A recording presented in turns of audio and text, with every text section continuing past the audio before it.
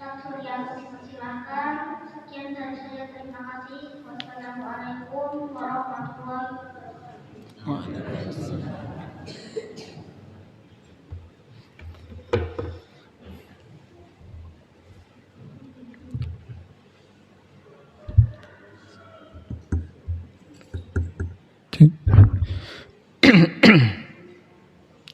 Bismillahirrahmanirrahim. Assalamualaikum warahmatullahi wabarakatuh.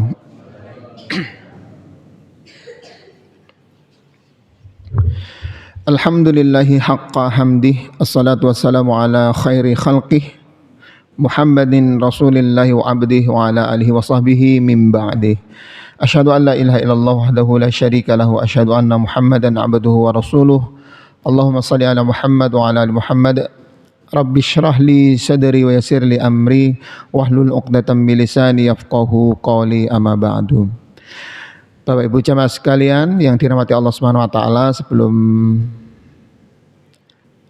kita ngaji lebih jauh, monggo kita sarang-sarang untuk ndedonga, mudah-mudahan kita bisa lebih diberkahi oleh Allah Subhanahu wa taala di majelis ini. Mengikuti saya nggih. Bismillahirrahmanirrahim. Allahumma bika asbahna wa bika amsayna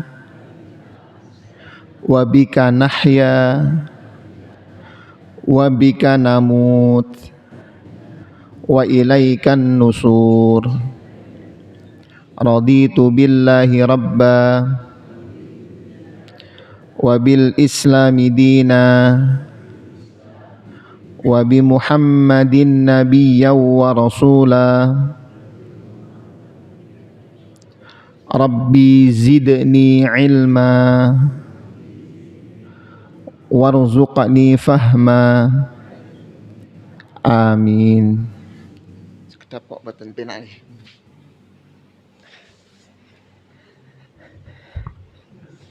Ya jamaah sekalian yang dirahmati Allah Subhanahu wa taala, alhamdulillah kita bisa berjumpa kembali.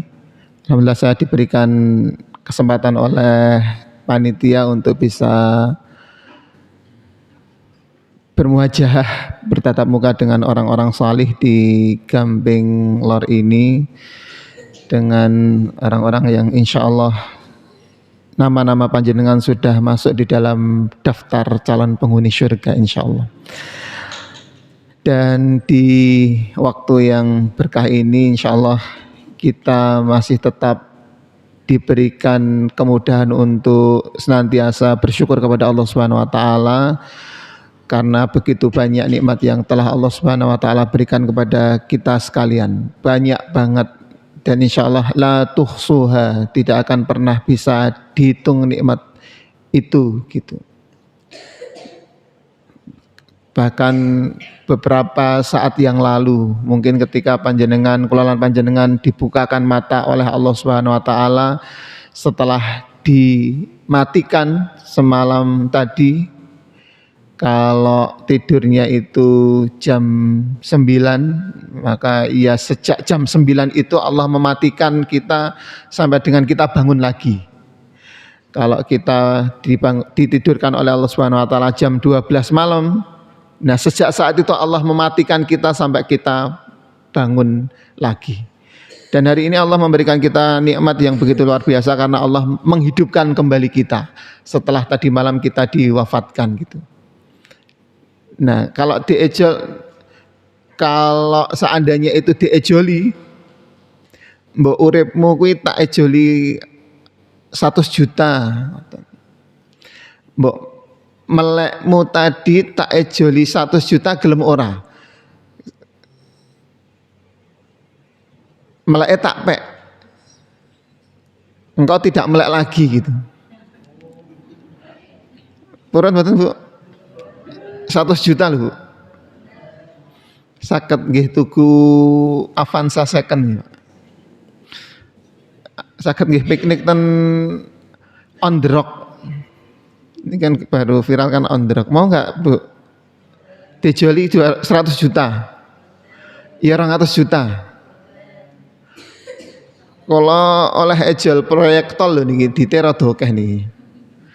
300 juta. Mboten angsal. Masya Allah. Bahkan melek kita yang pagi itu seolah-olah membuat kita itu sederhana, bisa melek lagi aja, diejoli 300 juta saja tidak mau gitu. Oh jebulane ketika kita dibangunkan oleh Allah Subhanahu wa taala di pagi hari itu regane larang banget gitu. Bahkan mungkin kalau sak miliar aja mungkin tidak akan diberikan gitu.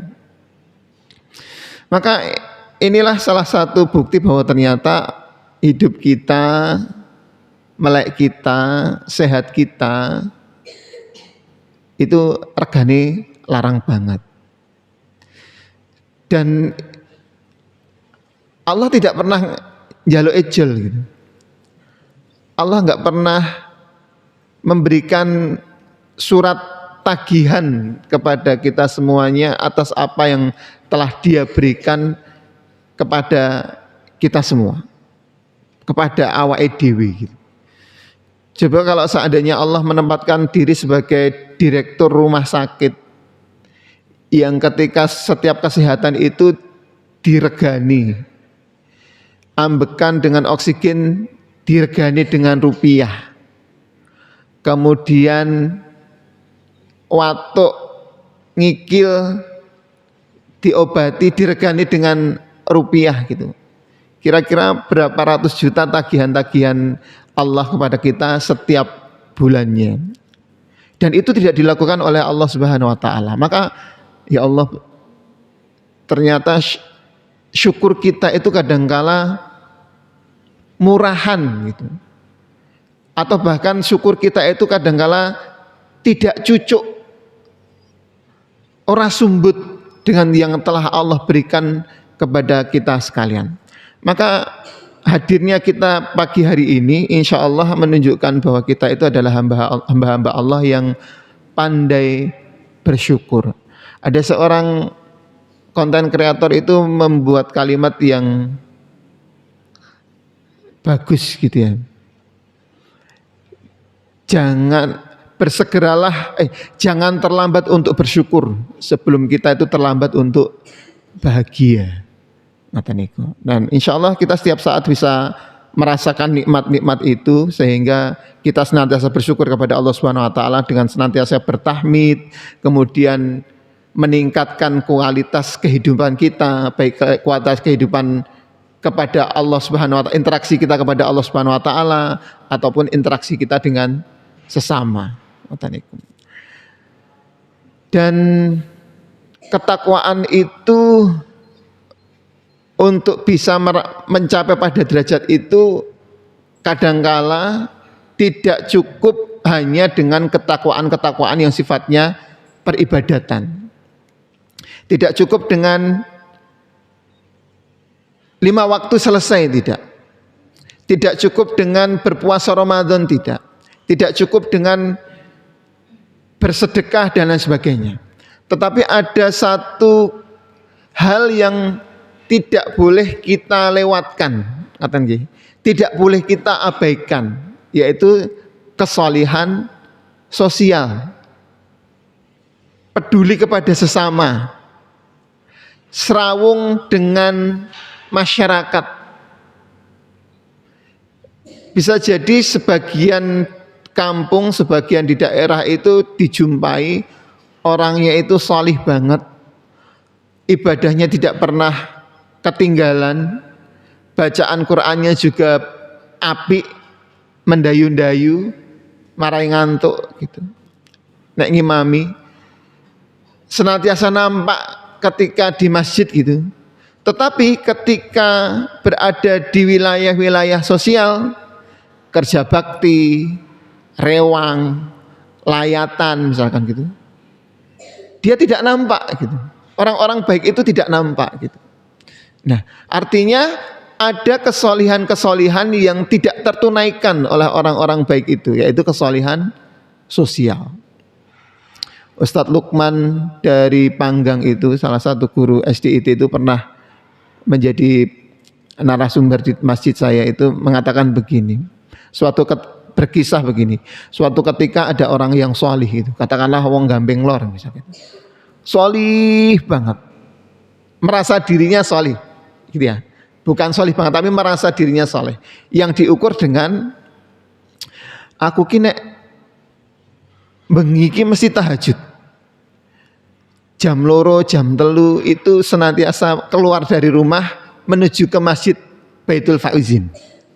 Nah setiap aku berjalan ke masjid Baitul Faizin, menga-mengo kiwa tengen tonggo teparuku ki lawangi isih tutupan. Dan mereka meyakini mereka mesti masih tidur pulas gitu.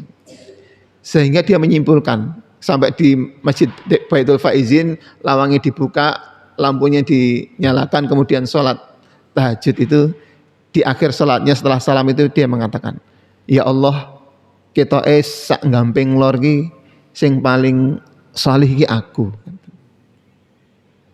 Bagaimana aku tidak salih ya Allah? Setiap aku berjalan menuju masjid ini, tonggo-tonggoku ki ora ono le wis tangi seperti aku. Dan ini aku lakukan setiap hari semacam ini. Dan tidak salah ketika aku mengatakan bahwa sak Gamping Lor iki orang yang paling soleh itu adalah aku gitu. Tapi kemudian Allah mengingatkan dia, didatangkanlah malaikat kepadanya jejer berwujud manusia gitu. Ketika mengo jebulannya ono wong liya gitu. Maka dia bertanya, "Sinten Mas jenengan?" Aku malaikat utusan Allah gitu. Malaikat Israel lagi, mboten dudu. Malaikat Israel ndak nyabut nyawamu gitu. Nah, malaikat itu membawa kitab kata dia, membawa kitab di tangannya. Ditanyakanlah orang saleh itu kepada malaikatnya. Jenengan betul apa? Anda bawa apa gitu. Maka sang malaikat menjawab, aku membawa kitab yang isinya adalah nama-nama manusia, nama-nama orang yang terdaftar untuk masuk ke dalam surga gitu. Maka orang saleh itu tersenyum karena dia optimis, yakin jenengku mesti ono nong kitab yang dibawa oleh malaikat itu. Untuk menghilangkan penasaran, orang itu kemudian pinjam buku untuk memastikan bahwa jenengku mesti ono nong kitab itu. Mbok kula nyuwun ngampil Mas, kula tak nilii jeneng kula enten napa mboten. Oh monggo gitu. Maka dibuka, hurufnya dari A diurutkan dari A sampai Z gitu. Kok kebetulan jenenge orang itu namanya Suryanto gitu. Digoleki S. Oh S, ketemu S. Suryono. Wah iki tukang sunat kae sik ora lara dudu. Suryanti.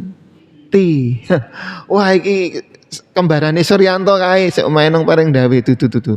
Jebulane setelah digoleki jenenge Suryanto itu enggak ada gitu.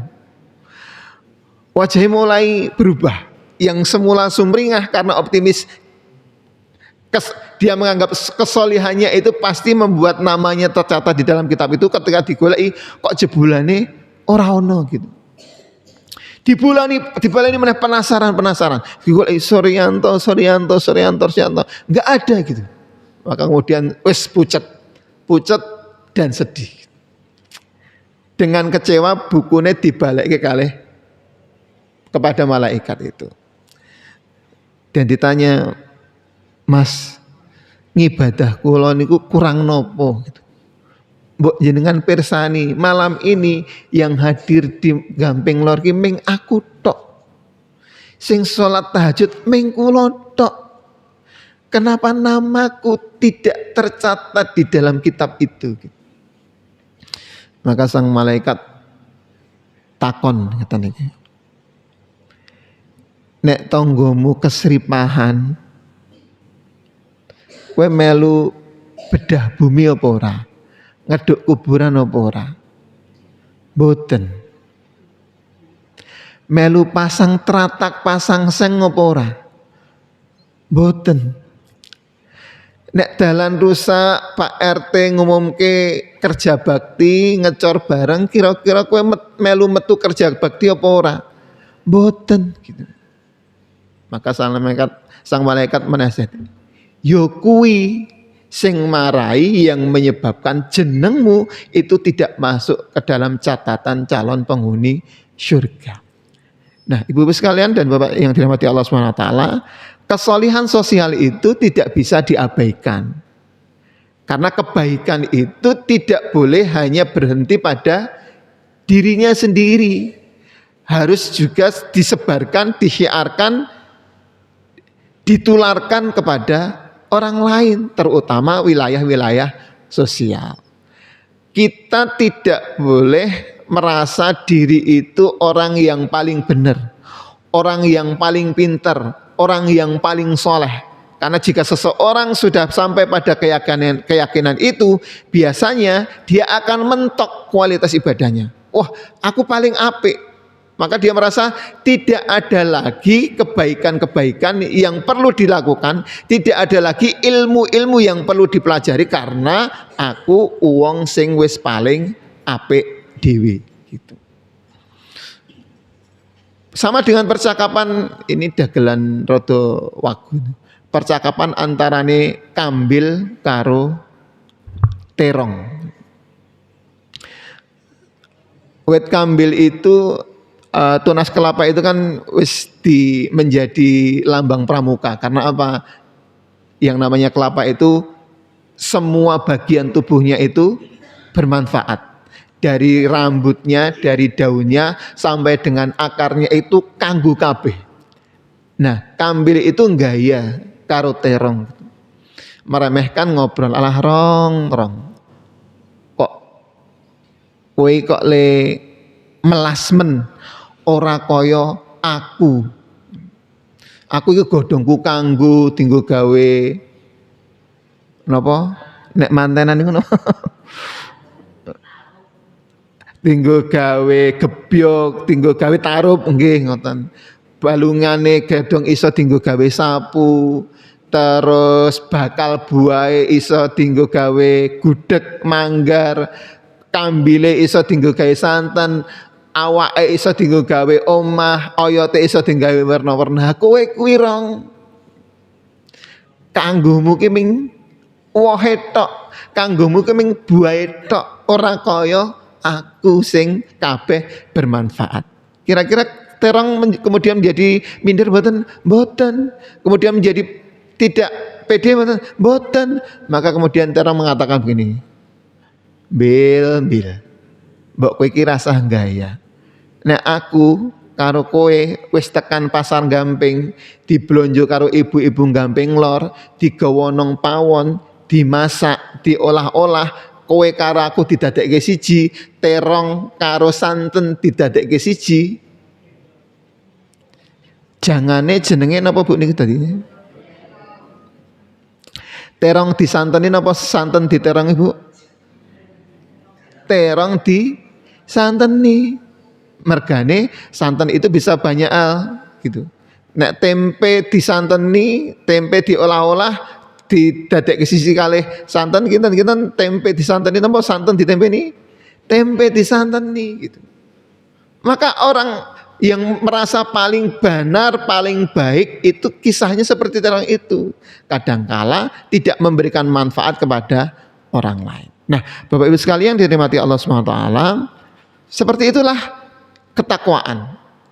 Begitu juga dengan keimanannya awake dhewe gitu. Keimanan kita.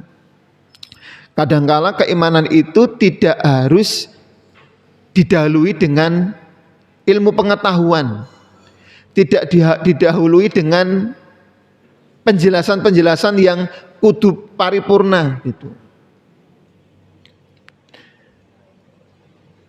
Pernahkah kita melihat wujud, nggak usah tanya ya. Kita yakin bahwa kita tidak pernah melihat wujudnya Allah. Kita tidak pernah melihat zatnya Allah. Tetapi kita yakin bahwa Allah itu ada dengan berbagai macam tanda-tandanya gitu.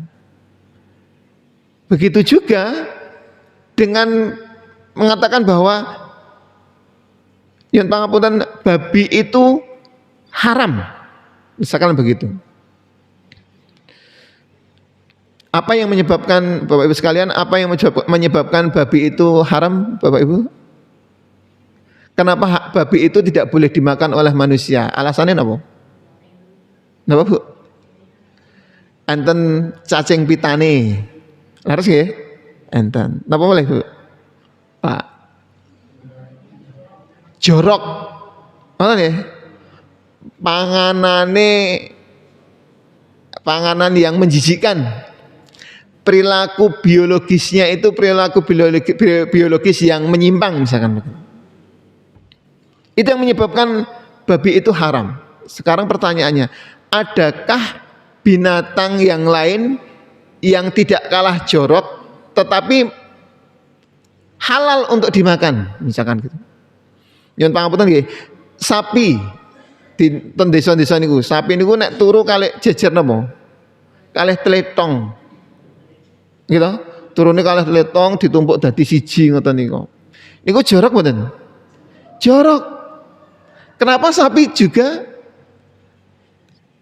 sapi halal tidak diharamkan jika dengan alasan nek sapi itu jorok sementara babi juga sama-sama jorok. Oh ternyata gitu. Ada alasan yang lain yang lebih kuat yang menyebabkan babi itu menjadi haram. Di dalam penelitian itu ternyata struktur DNA, napa nggih DNA nih? Jadi struktur utama babi itu meh podo, identik gitu nggih.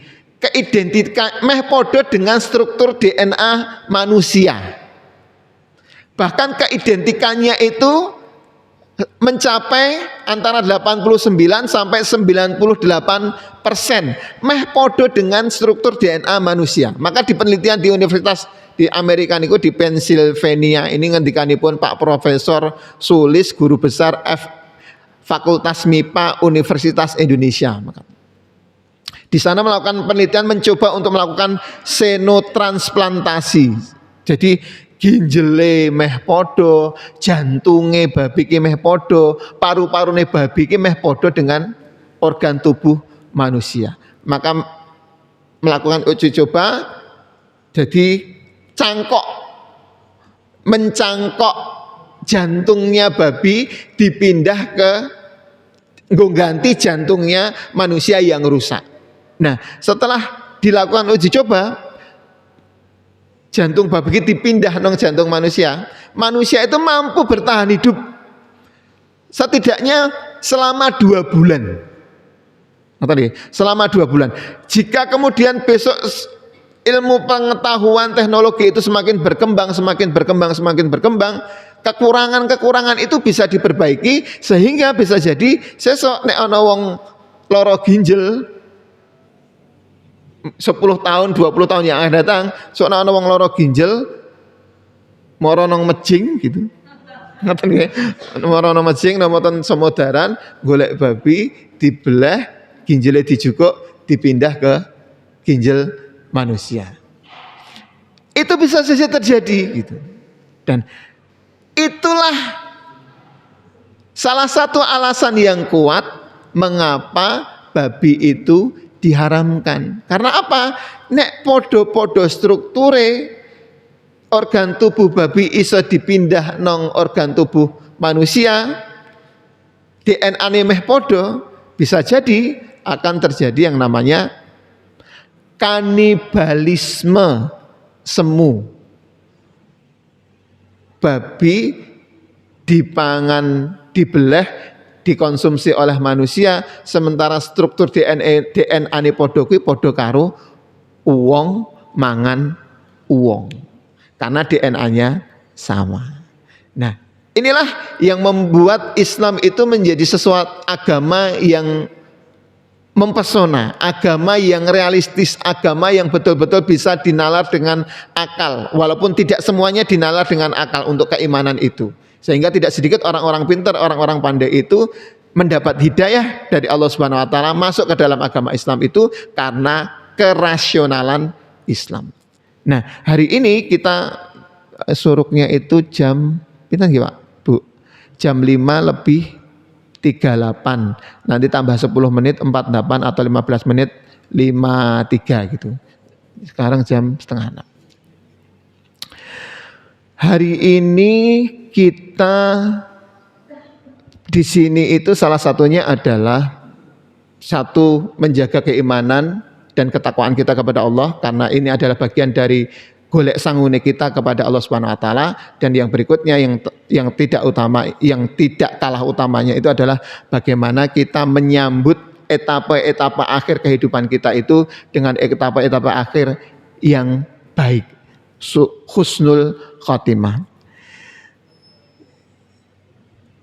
Kadangkala kita itu lebih banyak berdoa kepada Allah Subhanahu wa taala untuk mendapatkan rizki yang banyak, dicukupkan kebutuhan-kebutuhane awake dhewe, dicukupkan semua keinginan kita, sehingga menyebabkan kadangkala kita itu lupa dengan sesuatu yang sebenarnya itu sangat penting, bagaimana kita diakhirkan oleh Allah Subhanahu wa taala dengan akhir yang baik, dijauhkan dari kepada Allah oleh Allah Subhanahu wa taala dari akhir-akhir yang buruk. Salah satu tanda-tandanya itu adalah kita menganalogikan begini. Suatu ketika ada keluarga itu, suami, istri, dan anak itu kanggonan bapak nih, kanggonan orang tuanya yang sudah sepuh. Nek sepuh itu kan ada salah satu penyakitnya itu kayak Muhammad Ali niku Parkinson nih. Jadi memegang apa saja itu drodok. Nggawa gelas drodok, bawa piring itu drodok. Nah, bapak itu tinggal dengan keluarga, dengan anaknya itu. Setiap diberi piring untuk ngunjuk niku tibo, krompiang pecah. Dicaosi daharan dengan piring digowo, urung sida entek piringnya pecah. Mantune yang putri itu sampai pada tahap mangkel gitu. Kemudian dia bilang kepada suaminya, "Pak, mbok bapak digaweke nggon dhewe. Nek ngene iki suwe-suwe abragane awake dhewe nang pawon ki entek kabeh.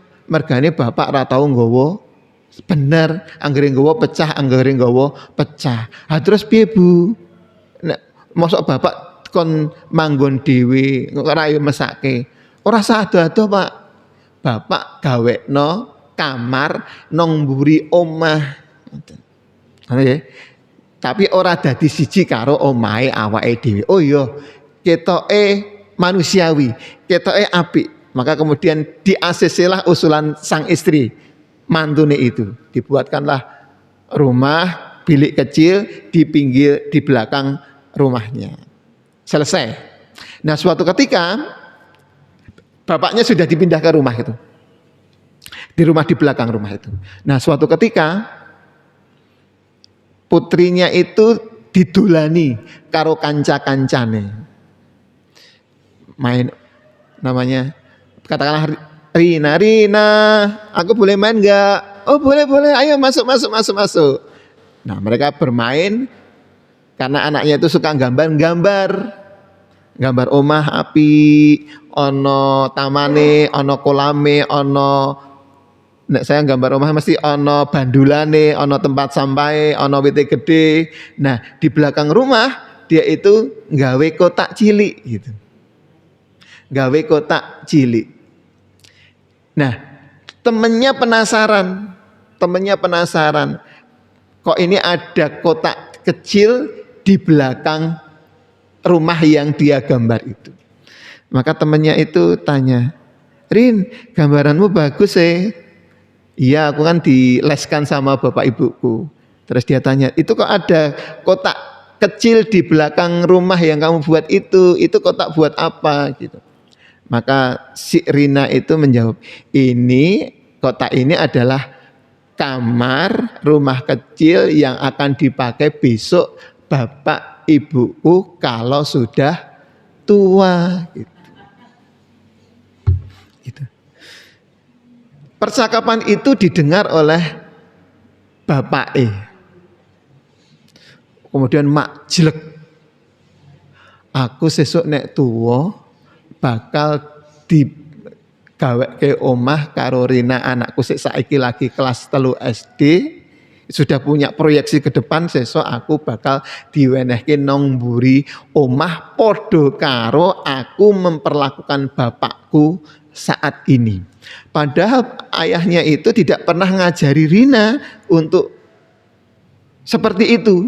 Tapi karena setiap hari ini dia melihat bapaknya semacam itu, ibunya semacam itu memperlakukan orang tuanya, maka menginspirasi, dan itu merasa dibenarkan oleh Rina, dan itu menginspirasi dia, sesuk aku nek wis gede, wis omah-omah karo suamiku, dan aku punya anak, sesuk bapakku atau ibuku tak kek nang mburi omah gitu.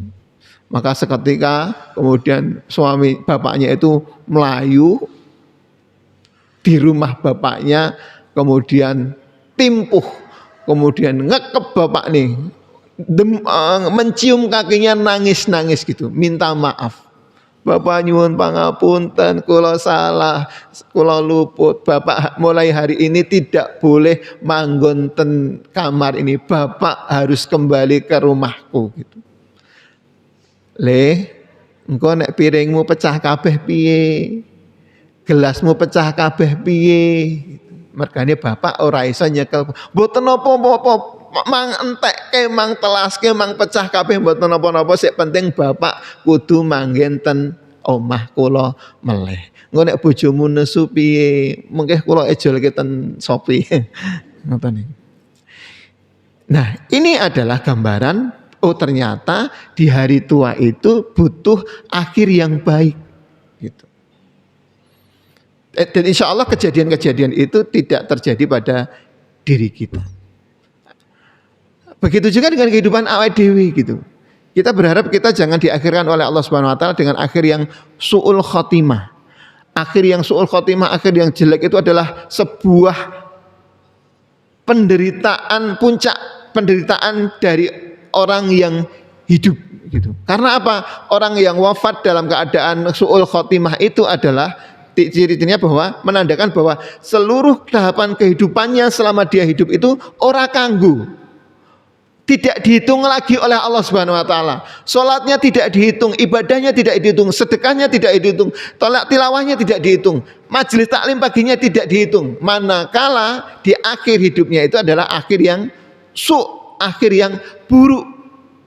Karena Rasulullah ngendika fa innama a'malu bil khawatim, bahwa setiap amal itu tergantung pada akhirnya gitu. Maka kita berdoa kepada Allah Subhanahu wa taala, Allahumma inni a'udzubika min su'ul khatimah. Aku berlindung kepada Allah dari akhir yang buruk gitu. Tanda-tanda akhir yang buruk itu gampang gitu. Salah satu cirinya adalah ketika dia mati dalam keadaan kesyirikan, mensekutukan Allah gitu. Dan Mbah Dukun Jombang, Mbah Dukun Ngawi, Mbah Dukun Gunung Kemukus gitu. Kok pas nang Gunung Kemukus ki malaikat Israel teko njabut nyawane dil gitu ya. Dia mati dalam keadaan su'ul khotimah. Pas mendem, pas main, pas medok misalkan. Kalau Allah menjemput nyawanya itu, maka semua amal ibadahnya itu tidak dihitung dalam keadaan kebaikan. Nah, kita pun berharap mudah-mudahan kita diwafatkan oleh Allah Subhanahu wa taala dalam keadaan husnul khotimah. Ciri-cirinya apa? Ada beberapa, tapi yang paling utama mungkin perlu saya sampaikan beberapa saja. Yang pertama adalah di akhir hidupnya itu, di akhir kalamnya, kata akhirnya itu adalah mengucapkan kalimat la ilaha illallah. Rasulullah ngendika, "Man kana akhiri kalamihi la ilaha illallah dakhalal jannah." Barang siapa di akhir kalamnya itu mengucapkan la ilaha illallah dakhalal jannah. Maka ketika orang sedang mentalkin, kita sedang mentalkin saudara kita yang sudah nampak sakaratul maut, itu ketika kita sudah mentalkin, Mbah, gini, Mbah nirokke nggih, Pak nirokke nggih, Nok nirokke nggih, Bu nirokke nggih. La ilaha illallah.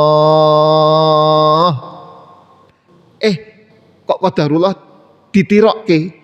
La ilaha illallah. Yang dilakukan berikutnya adalah ojo dijak ngendikan malih. Pesen kalih sedulur-dulure iki wis apik. Ojo dijak omong meneh.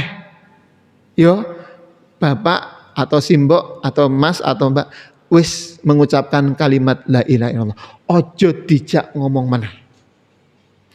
Jika dijak ngomong meneh, pripun Mbah? Pun sae.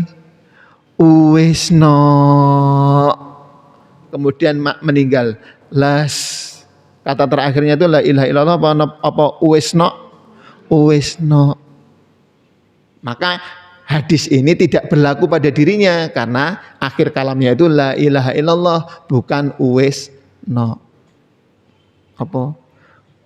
Mbah duit sing ten ngisapaken kula peke nggih. Ojo. Ketika mengatakan ojo, las meninggal dunia, maka kalimat akhirnya adalah ojo. Maka ketika sudah sampai pada dia talqin dan mampu mengikuti, itu udah cukup, jangan diajak ngobrol lagi. Kecuali kalau yang sakit itu, yang sakaratul maut itu ngendikan dewe gitu. Kok tiba-tiba setelah mengucapkan la ilaha illallah kok dia ngomong juga gitu, entah sadar atau tidak sadar gitu, maka harus diulang lagi talqinnya. Ya, salah satu tanda husnul khotimah itu adalah di akhir kalamnya itu mengucapkan kalimat la ilaha illallah. Cara yang kedua adalah ciri-ciri orang yang husnul khotimah itu adalah keningnya keringetan,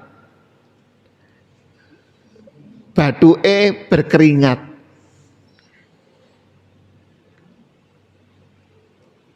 Mautul mukmin, al mukminu yamutu bi'arakil jabir. Matinya orang mukmin itu orang Islam, orang yang berislam dengan baik, itu adalah mukmin yang mati dalam keadaan jidatnya itu keringetan.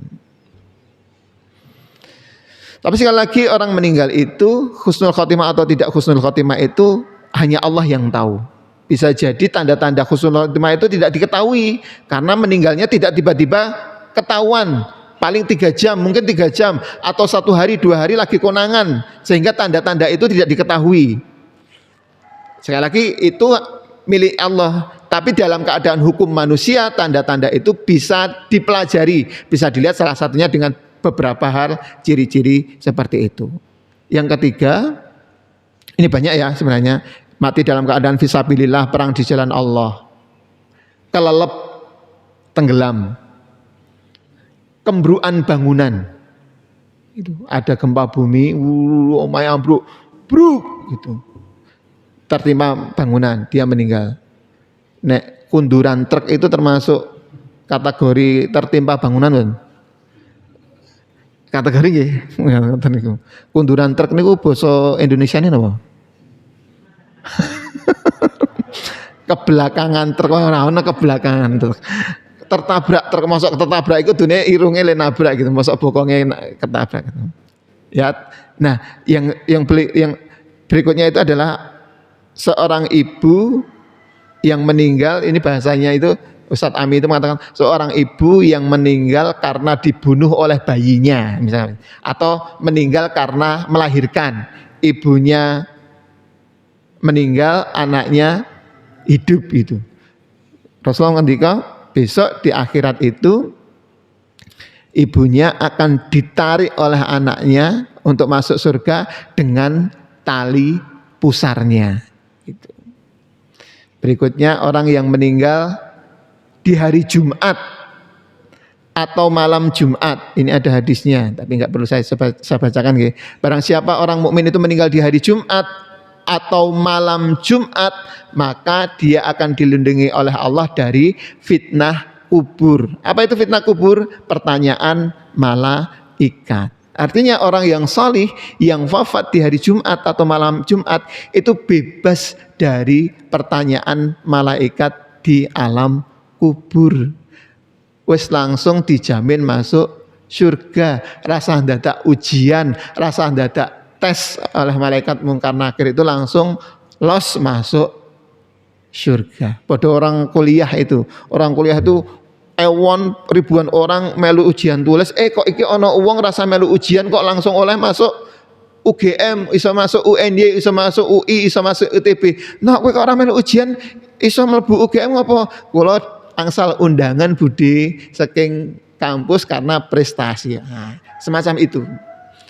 Jadi niki dinten apa nggih? Wah, pun lewat ya.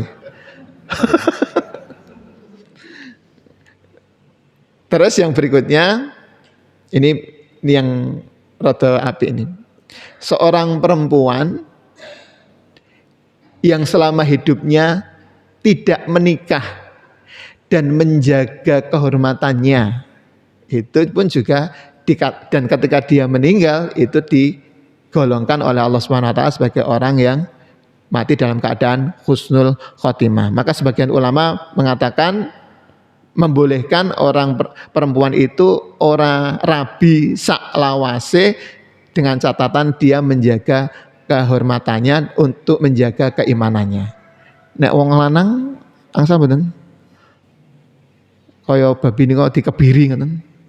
Angsal mboten nek dengan sengaja ngebiri tidak boleh. Tapi ketika qadarullah kok yo nembung kono ditolak.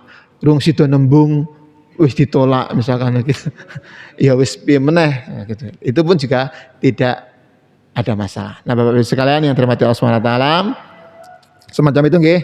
Jadi aktivitas-aktivitas yang kita lakukan sepanjang hidup kita hari ini dan hari-hari yang ke depan itu jangan sampai lengah.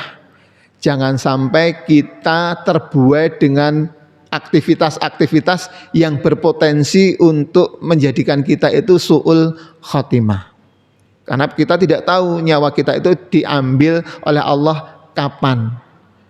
Kadang-kala kita baik semacam ini misalkan, tapi kan manusia kan yazid wa yangkus, munggah atau medun keimanannya. Jangan sampai ketika kita dalam keadaan medun karena maksiat itu, Allah kok pas mentakdirkan diri kita itu dicabut nyawanya. Itu naudzubillah min dzalik. Kita berdoa kepada Allah dijauhkan dari su'ul khotimah. Maka kita senantiasa waspada, senantiasa hari-hari kita itu dengan kebaikan, diisi dengan kebaikan, apapun kebaikan itu, segede apapun kebaikan itu, sekecil apapun kebaikan itu, sehingga kita berharap di saat kita melakukan kebaikan itulah saat Allah mencabut nyawa kita. Mbuh kapan gitu.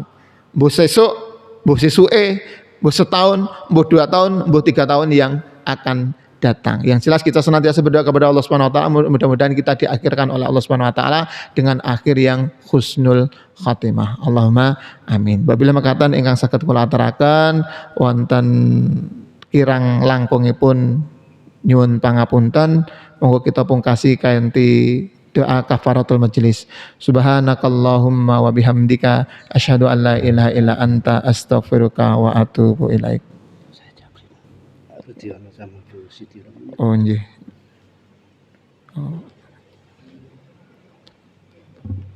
Bapak-Bapak sekalian, ini ada permohonan apa ya? Bareng-bareng untuk mendoakan jamaah kita nggih. Jamaah kita agar dilancarkan perjalanan ibadah haji. Niat insya Allah dimabrurkan dan bisa lancar sampai pulang ke rumah masing-masing. Pak Udin.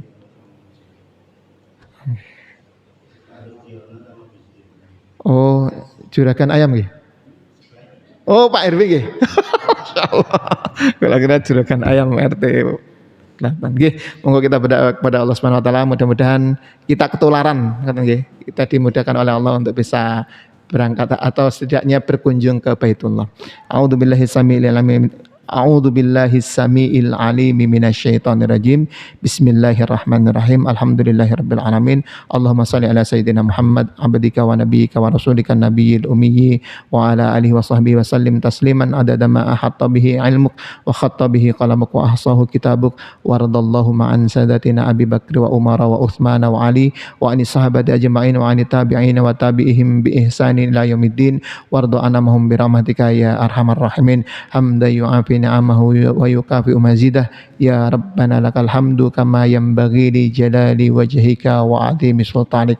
Allahumma ighfir lil muslimina wal muslimat wal mu'minina wal mu'minat al ahya'i minhum wal amwat. Rabbana zalamna anfusana wa illam taghfir lana wa tarhamna lanakunanna minal khasirin.